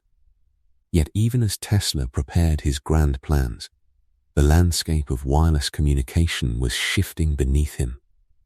Guglielmo Marconi, the Italian inventor who had been developing radiotelegraphy using principles related to, though distinct from, Tesla's own theoretical work, was making rapid practical progress. Marconi's approach was not to transmit power wirelessly, but to send signals, coded messages converted into radio waves and broadcast through the air to distant receivers. It was a more modest goal than Tesla's, but also one that seemed increasingly achievable through direct experimentation and refinement. By December of 1901, Marconi had achieved a triumph that reverberated through the world of electrical invention. He transmitted the letter S from Poldhu in Cornwall, England, across the Atlantic Ocean to St. John's in Newfoundland. It was a transmission of thousands of miles, sent through the air in the form of electromagnetic waves, received and decoded at the distant station. The world took notice. Newspapers celebrated the feat. Investors on Wall Street, always attentive to the next great innovation, began directing their attention and capital toward Marconi's system rather than toward Tesla's more ambitious but less immediately proven approach. Tesla experienced this moment not as an acknowledgement of Marconi's different but legitimate achievement, but as a defeat in a race he had believed himself to be winning. He was convinced, with justifiable reason given the shared intellectual history of wireless research, that Marconi had based his system substantially on Tesla's own earlier work and patents. The fact that Marconi's practical implementation had succeeded where Tesla's remained in the planning stages was galling. Tesla pressed forward with his Wardenclyffe plans, determined to build a transmitter more powerful and more comprehensive than anything Marconi had yet achieved. A system that would not merely send signals, but would demonstrate the transmission of usable power across vast distances. In June of 1902, Tesla relocated his laboratory operations from Houston Street in Manhattan to the Wardenclyffe property. The move represented a commitment of resources and energy to the project, a tangible step toward manifestation of his vision. Construction began on the Great Transmitting Tower, a latticed structure that would rise to a considerable height. Beneath it and around it, Tesla designed and built the electrical apparatus, the enormous transformers, capacitors, and coils that would, he believed, generate and broadcast the wireless transmission that would prove his system's superiority. The years that followed were characterized by intense work and gradually mounting financial pressure. Wall Street's confidence in Tesla's project had begun to erode even as the project itself advanced. Some newspapers and trade publications, reflecting the skepticism of financial interests aligned with Marconi's approach, began to question whether Tesla's system was genuinely viable or merely an elaborate theoretical exercise dressed up in technical language. The term hoax appeared with increasing frequency in press accounts. Such accusations, whether fair or not, had consequences. Investors who might otherwise have been willing to risk capital became hesitant. Morgan, his principal backer, grew less enthusiastic as the costs mounted and as the dramatic proof of the system's viability that he had anticipated failed to materialize on the timescale he had expected. By 1905, the resources available to Tesla for the Wardenclyffe project had effectively dried up. Work halted. The great tower stood incomplete, a monument to ambition that had outrun its financial underpinnings. Tesla's personal circumstances, always intertwined with his professional ventures, deteriorated sharply. The debts he had accumulated at the Waldorf Astoria, where he had been living for several years, had grown substantially. To address these obligations, Tesla mortgaged the Wardenclyffe property itself, a desperate measure that placed the entire enterprise in jeopardy. The mortgage debt amounted to $20,000, a significant sum that represented not merely unpaid hotel bills, but the tangible measure of the gap between his vision and his ability to finance it. The measure of a legacy. The measure of a legacy in the long descent that followed the collapse of his grand ambitions, Tesla discovered a peculiar form of resilience. The tower at Wardenclyffe stood silent on the Long Island landscape, a skeleton of steel and unfulfilled promise. Yet the man who had built it did not retreat entirely into the darkness of failure. Rather, he adapted, contracted, and found in the smaller compass of his remaining years a different kind of persistence, one that would eventually reveal, to those patient enough to observe it, something unexpected about the nature of legacy itself. The years immediately following 1905 were years of necessity and reorganization. The debts accumulated at the Waldorf Astoria, where he had made his residence, weighed upon him with the heft of accumulated stone. To address these mounting obligations, the accumulated costs of living in one of New York's most prestigious hotels, while his income had dried to mere trickles, Tesla mortgaged the very property he had hoped would revolutionize human communication. The $20,000 he owed represented far more than a sum of money. It was the numerical expression of the distance between vision and means, between what he had imagined and what the world had been willing to provide. Yet even as the grand projects receded into the past, Tesla's mind continued its restless work. He turned his attention to devices of smaller scope but practical potential. There emerged from his thinking applications based on the production of ozone, devices rooted in his earlier work, in particular the Tesla coil that had proven so useful in earlier experiments.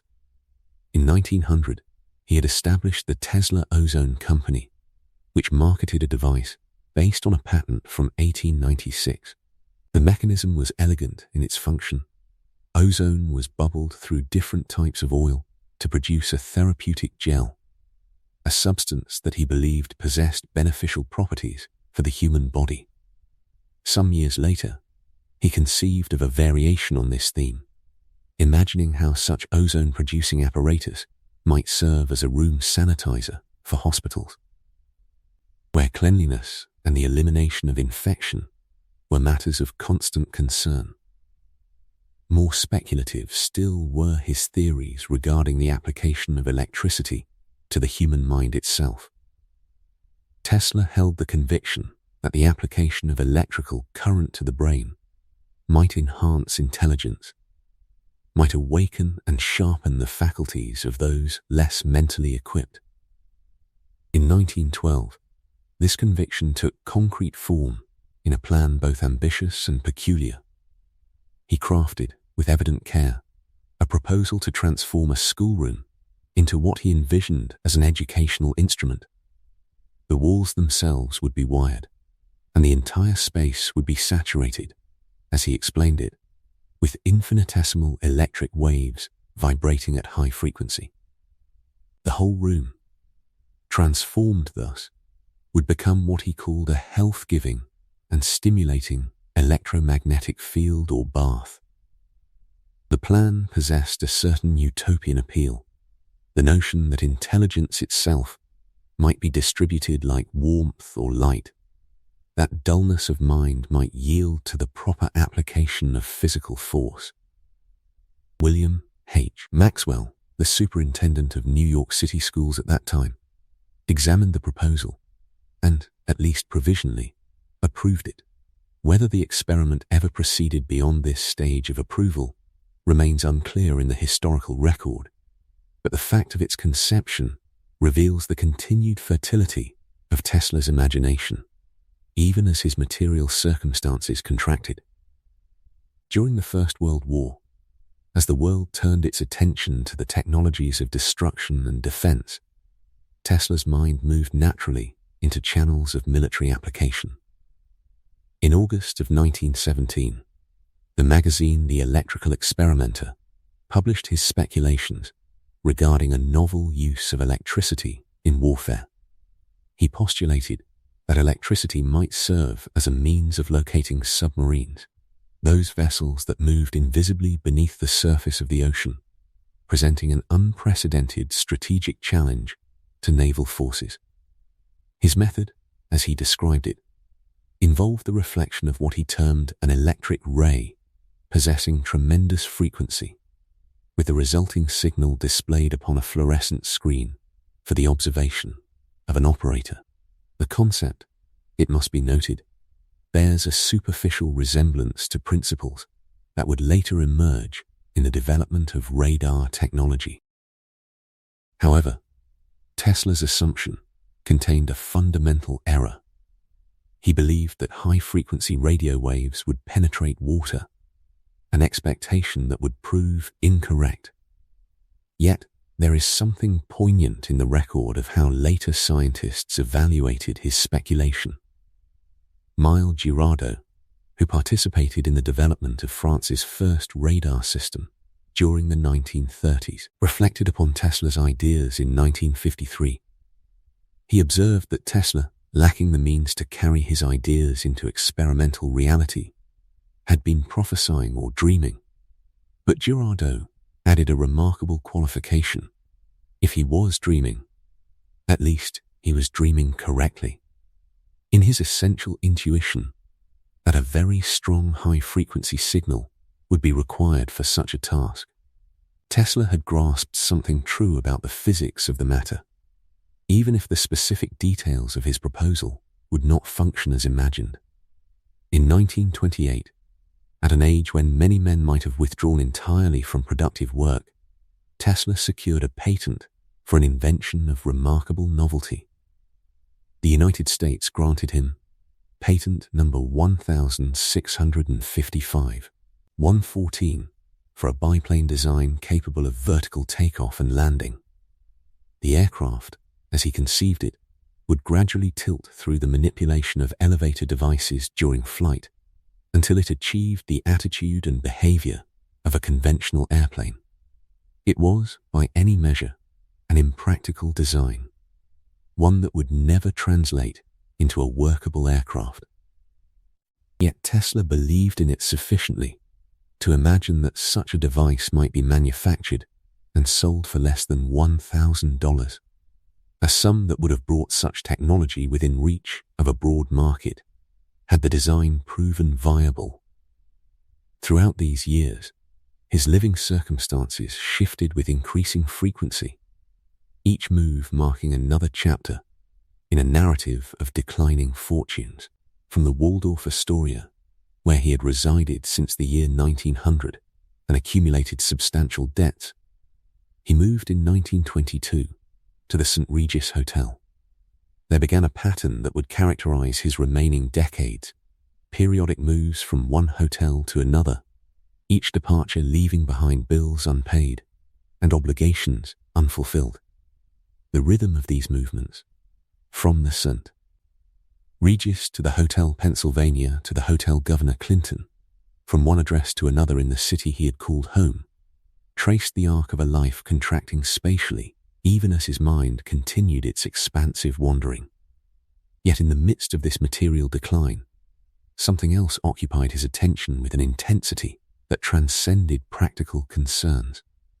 Tesla had developed a deep affection for the pigeons of New York City. His daily walks took him to the parks where these birds congregated, and he devoted himself to their care and feeding with a tenderness that stood in marked contrast to other aspects of his character. What began as simple feeding at the park evolved into a more elaborate practice. He began feeding pigeons at the window of his hotel room, nurturing injured birds back to health with a patience born of genuine feeling. Among all the pigeons that came to him, one held a special place in his heart and mind.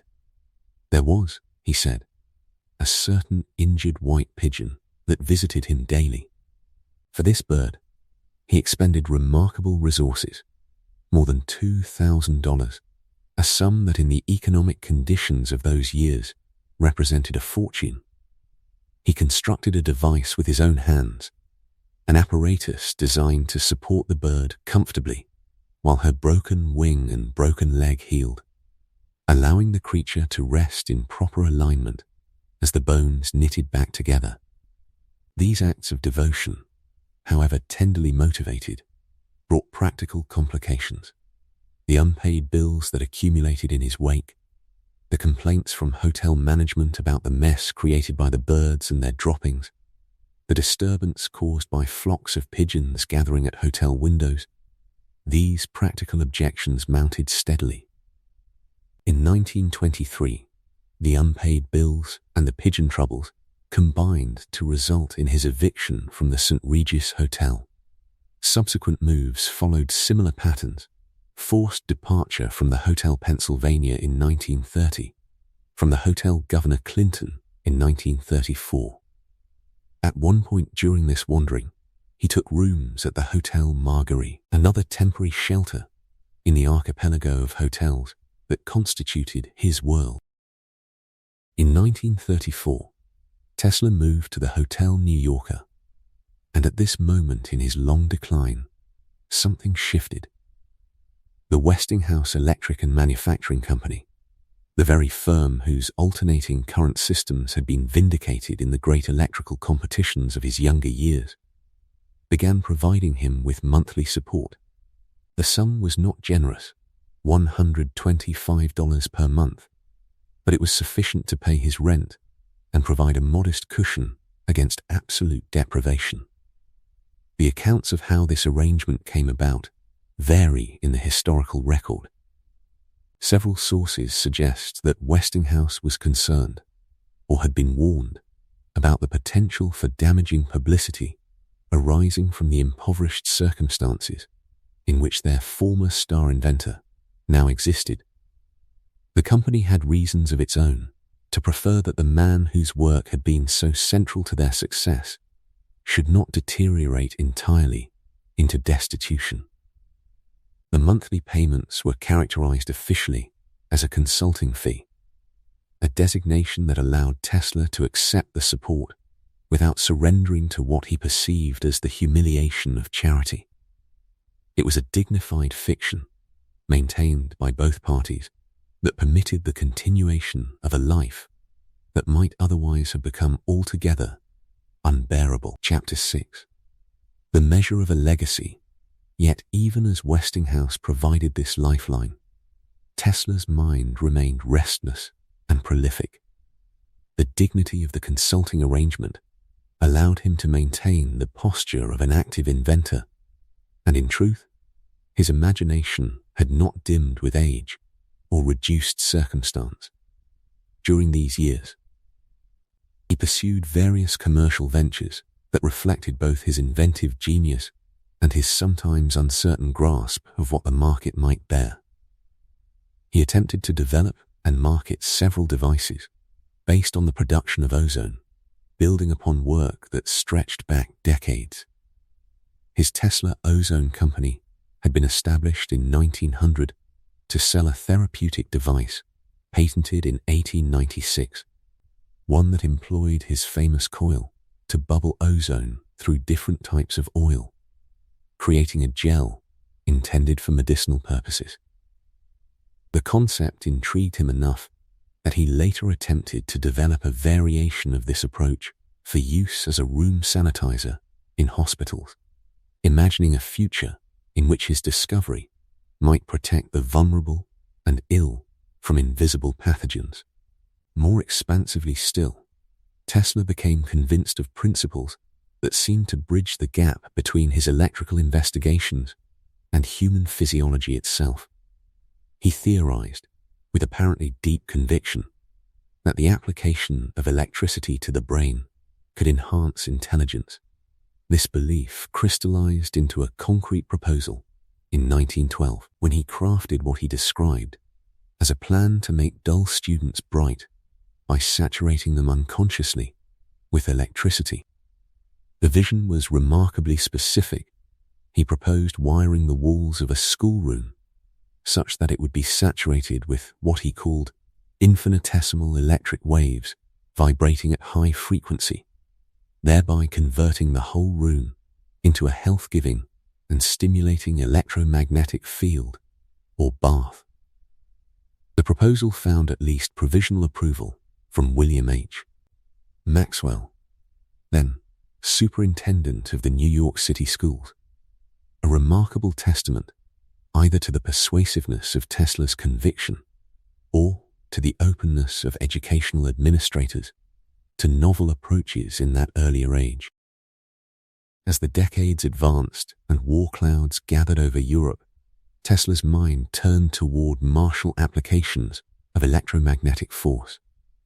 In August of 1917, he published his thoughts in the Electrical Experimenter, postulating that electricity could be harnessed to locate submarines by means of reflecting what he termed an electric ray of tremendous frequency, with the resulting signals to be viewed upon a fluorescent screen.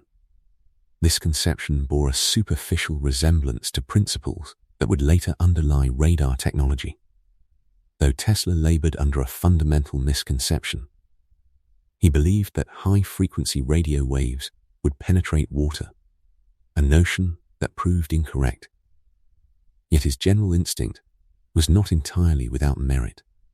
Years later, Miles Girardeau, who would help develop France's first radar system in the 1930s, reflected upon Tesla's speculation in 1953, acknowledging that while he was prophesying or dreaming, since he had at his disposal no means of carrying them out, one must observe that if he was dreaming, at least he was dreaming correctly regarding the necessity of very strong high-frequency signals. It was the kind of backhanded vindication that seemed to follow Tesla throughout his life, right in his intuitions, yet unable to realize them fully, or ahead of the practical means by which his ideas might be executed. In 1928, Tesla was granted a patent, US Patent 1,655,114, for a design that captured his imagination and reflected his continuing engagement with aeronautical possibility. It was a biplane design capable of vertical takeoff and landing, a machine that could gradually tilt through manipulation of the elevator devices during flight, transitioning from vertical ascent to conventional horizontal flight. The design was impractical by any reasonable engineering standard, yet Tesla believed it sufficiently promising that he imagined it might sell for less than $1,000. The patent itself represents an interesting curio, evidence of a mind still turning over mechanical problems, still imagining solutions to problems he perceived in contemporary technology, even if his solutions often outpaced or diverged from practical feasibility. His domestic arrangements during these later years reflected the precarious balance he had struck between ambition and circumstance. From 1900 onward, Tesla had resided at the Waldorf Astoria Hotel in New York City, accumulating bills that eventually became impossible to ignore or satisfy. The pattern that emerged would define the remainder of his life. In 1922, he relocated to the St. Regis Hotel, and from that point forward, he fell into a cycle of moving to different establishments every few years, always leaving behind unpaid accounts that grew like a dark shadow across his biography. These were not mere abstractions or administrative nuisances, but practical matters that brought him into conflict with hotel management, and that complicated the already fragile arrangement of his existence. What occupied much of his daily life, however, was something far removed from the grand schemes and failed commercial ventures. Tesla had developed a deep attachment to the pigeons of New York City. He walked to the park each day to feed them, and increasingly, he began feeding them from the window of his hotel room. When he encountered an injured bird, he brought it indoors and nursed it back to health with a tenderness that seemed to flow from some deep wellspring of compassion. Among all the birds, one injured white pigeon visited him regularly, and Tesla's devotion to this creature knew almost no bounds. He expended more than $2,000, a sum that would be equivalent to many tens of thousands of dollars in the currency of later decades, to care for the bird. He even constructed a device of his own design to support her comfortably while her broken wing and leg healed. To anyone who might observe him, it was clear that in these pigeons, Tesla found a form of companionship and purpose that the human world had perhaps not adequately provided. Yet this very devotion became the mechanism of his displacement. The unpaid bills accumulated, and complaints arose regarding the mess created by pigeons in his quarters. The St. Regis Hotel management eventually lost patience, and he was forced to leave in 1923. The Hotel Pennsylvania followed suit in 1930, and the Hotel Governor Clinton in 1934. At one point, he took rooms at the Hotel Marguerite, another temporary refuge in the city that seemed increasingly inhospitable to a man of his singular habits and limited means. Then, in 1934, He moved to the Hotel New Yorker, and it was at this juncture that the arrangement with Westinghouse solidified into its lasting form.